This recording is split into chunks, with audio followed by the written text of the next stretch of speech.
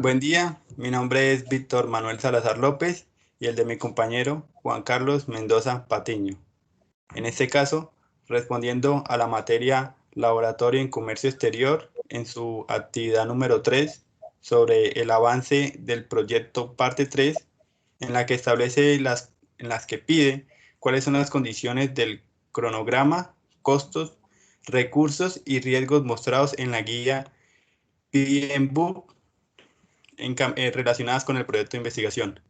En este caso, nuestro proyecto de investigación es titulado Análisis del mercado de España para determinar el consumo de arrasá cultivado en Colombia. Contextualizando un poco, este proyecto está encaminado en establecer cuáles son las condiciones que exige el mercado para el ingreso de una fruta exótica conocida como arasá, que se cultiva en la región amazónica colombiana y es originaria de la región Amazonas presente en Brasil, Perú, Ecuador y Colombia. Directamente en las exigencias de esta actividad, pues me enfocaré sobre el cronograma. Para esta investigación, la planificación del cronograma se estableció con el objetivo de que los procedimientos y documentos generados se desarrollen en gestión y ejecución con el propósito de dictaminar cuál es el destino de las actividades a realizar. Para la gestión del cronograma, se, este es de carácter formal y detallado, lo que quiere decir que especifica las fases de investigación, los procesos y la durabilidad de cada una de ellas. Los periodos de tiempo se preestablecieron, lo que quiere decir que no son adaptables, sino son establecidos directamente. La definición de las actividades, se establecieron actividades para cada una de las fases y estas se llevarán a cabo consecutivamente, lo que quiere decir que hasta que finalice una de la actividad se da inicio a la otra.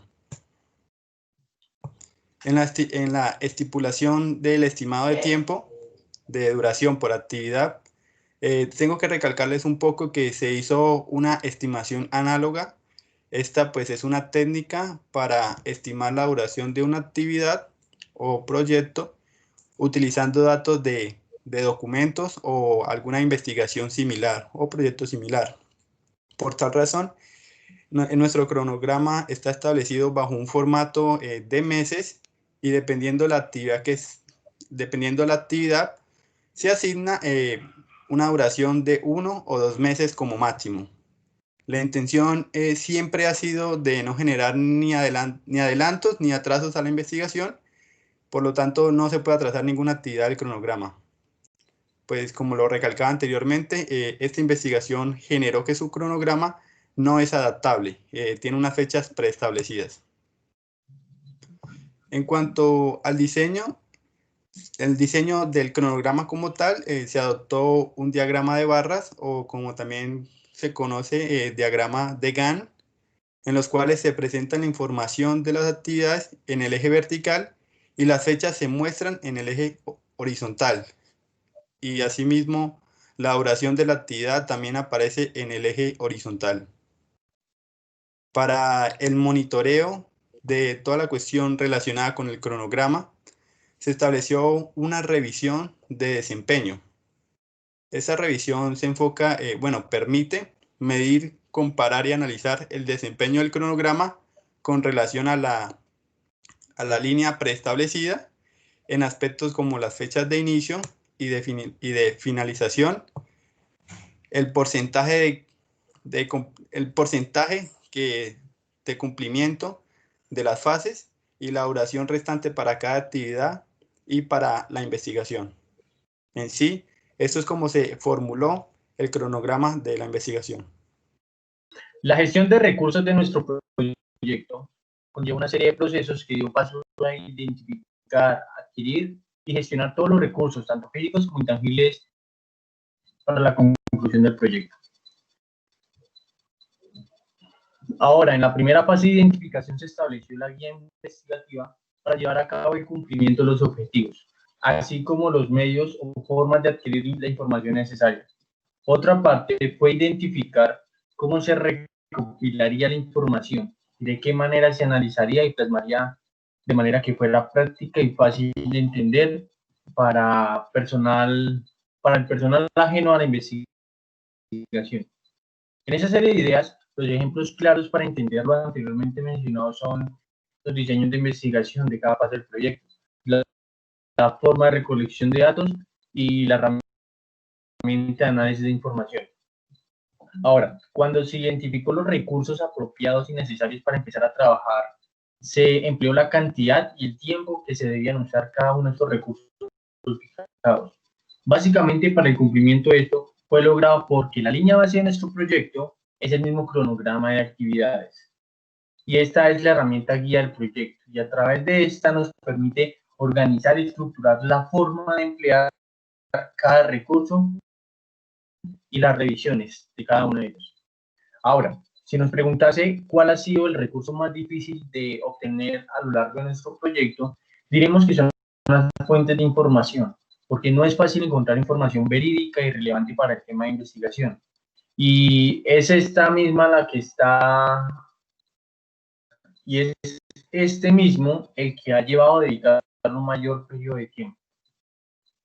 Por otro lado, los recursos intangibles empleados en el proyecto ha sido el tiempo y la dedicación de cada autor para el desarrollo final del proyecto, contemplándolo con la gestión de conocimientos y gestión del análisis de los datos de la información que se ha obtenido. Pues es necesario tener rigurosidad de la forma en que se maneja la información y de cómo se interpreta. El otro recurso ha sido el personal o recurso humano, en el cual se hizo indispensable contar con el tiempo y las opiniones de asesores externos para tener un margen de error menor y así la ejecución de las actividades fuera lo menos errada posible. Por otro lado, los recursos físicos empleados, como el uso de la infraestructura, es decir, el espacio en el que se ha llevado la investigación, el uso bibliotecario y el acceso a las fuentes bibliográficas impresas, así como también el acceso a los medios cibernéticos y el acceso a Internet. En esa planeación de recursos no solamente basta con identificar y emplear los recursos en el proyecto, sino que también de hacer el seguimiento y controlar el recurso que no estuviera cumpliendo con los parámetros establecidos en la herramienta guía, es decir, el cronograma de actividades. Por tanto, el seguimiento que se le hacía a cada recurso era por las fases del estudio, donde periódicamente se chequeaba si cumplía tiempo y desarrollo de la actividad. Ahora, era necesario aplicar estos controles y hacer los cambios necesarios al proyecto, porque esto nos permite optimizar los resultados y los avances de la investigación, pues estas correcciones se hacían constantemente, gracias a uno de nuestros recursos, el recurso humano, que allí se encuentra la guía o la directora de investigación, que bajo su contexto y perspectiva profesional en la revisión nos indicaba qué procesos mejorar y qué procesos cambiar. Allí el proyecto tomaba mayor fuerza y nitidez, y seguíamos en el rumbo que se dictaminó en el listado de actividades. De esta manera, y el uso de cada recurso en su tiempo y desarrollo apropiado, ha permitido que a 18 meses de investigación nos encontremos dentro de la línea temporal del cronograma de actividades. Sin una guía, probablemente la fase de ejecución podría tomar otro camino, una desviación que lo único que haría es afectar en gran instancia los resultados esperados del proyecto de investigación. En cuanto a la gestión de los riesgos, sus objetivos son aumentar la probabilidad y el impacto de los riesgos positivos y asimismo disminuir la probabilidad y o impacto de los riesgos negativos, a fin de optimizar las posibilidades de éxito del proyecto. Entre los riesgos que identificamos para nuestra investigación, se tienen a los riesgos no relacionados con eventos en los que aparecen los riesgos de variabilidad, que quiere decir que existe una incertidumbre acerca de algunas características clave de un evento planificado o actividad o alguna decisión.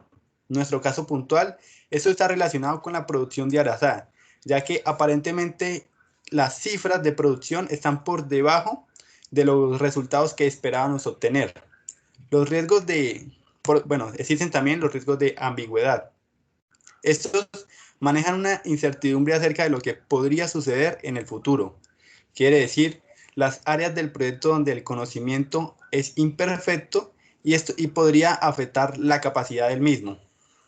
Relacionándonos nuevamente, esto evoca la evolución de los marcos regulatorios, ya que nuestra investigación está puntualizada en Colombia y España y se rige un poco bajo las normativas de estos dos países. Por su mismo lado están las normas ambientales, que ya tienen un carácter un poco más internacional, y el cambio o la generación de una nueva normatividad ambiental ocasionaría unos riesgos de ambigüedad para la investigación. También se catalogaron otros posibles riesgos que tienen un poco más de especificaciones, como es el caso de los riesgos técnicos, que son planificados, digamos que tienen una relación con la parte técnica de la investigación, como los supuestos, las restricciones, la población objeto de estudio, la planificación de cómo hicimos las fases de investigación. Eso lo tomamos un poco como riesgos técnicos. También están los riesgos de gestión, en la que ya va directamente con la dotación de los recursos, la organización y aquellos aspectos de la comunicación. Nos referimos un poco más relacionado con no saber transmitir la información que se está evidenciando durante el proceso investigativo.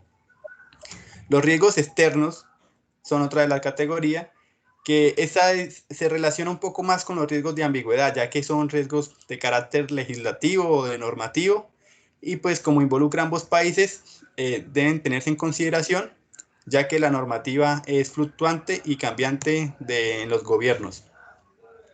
Para determinar todos estos riesgos, digamos, bueno, a los que pudimos determinar en este caso, se recurrió a realizar un análisis cualitativo de riesgos, que es un proceso que prioriza los riesgos individuales del proyecto para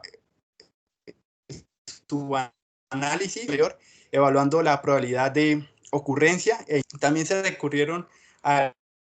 recurrió al juicio de expertos con conocimientos técnicos especializados en cada uno de los temas de los riesgos de la investigación.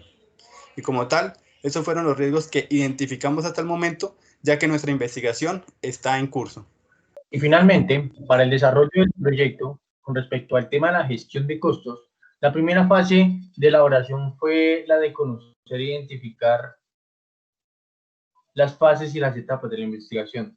Siendo esto y conociendo también los tiempos de realización en cada etapa, se realizó aproximaciones de tanto los recursos que se han usado y se usarán, así como los costos en tiempo de trabajo por parte de los investigadores.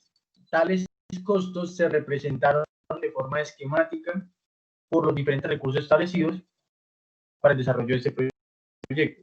Estos recursos, entre otros, son el equipamiento, el recurso tecnológico, el recurso humano, el recurso de suministros, de información. También dentro de los costos se optó por una variable denominada imprevistos, asumido directamente en el presupuesto, pero que la intención es que este recurso nunca se utilice. Con ello se minimiza también una parte de los costos de ejecución del proyecto. Entre estos costos, claramente se hizo una planificación de medio y modo de uso, es decir, en qué momento aplicaría el costo y qué no. Y esa planificación no va inmerso solo en el costo monetario, sino también en el costo de tiempo de gestión. La estimación o fijación de cuánto cuesta la realización del proyecto, conocer de primera mano si es factible o no, y decidir seguir con el proceso investigativo o no. Eso claramente comparándose con la relación costo-beneficio, y esta última deduciéndose con los resultados que se dan en las investigaciones. Como puede observar en la diapositiva, tenemos los criterios de los recursos y una aproximación de cuánto cuesta cada uno de ellos. Tenemos una aproximación monetaria porque pues, los primeros rubros, que es personal de investigación, equipos de computación, bibliotecas, software e infraestructura, pues tenemos que darle una aproximación monetaria por tiempo y uso de estos medios. Entonces, en este orden de ideas, como pueden ver en la diapositiva, nos da un total de 10.350.000 pesos. Ahora, por otro lado, las capacitaciones, las viajes de salida de campo, el uso del recurso físico o de suministro como la de papelería y la consulta de expertos, y junto con los imprevistos que habíamos mencionado anteriormente, esa recopilación que ya será datos monetarios en efectivo por parte de cada estudiante de los autores daría un total de 3.050.000 pesos. Significa, estos son los costos, lo que significa, la suma de ellos nos da el presupuesto de nuestro proyecto de investigación. Y como tal, por año, la investigación acarrearía un costo de 13.400.000 pesos. A lo largo de este proceso, según la guía PMBOK, podemos deducir que el uso de los recursos, la estructuración, la organización, la planificación, un seguimiento y un control en un proyecto de investigación es la base fundamental para determinar y demostrarle a futuros inversionistas la factibilidad de un proyecto. Conociendo cada uno de estos recursos, tanto físicos como intangibles, da paso también a un mejor resultado, a una mejor planificación de tiempo y fases de investigación. Muchas gracias. Recordar el título de investigación es el análisis del mercado de España para exportar la pulpa de fruta congelada en Colombia. Muchas gracias, hasta luego.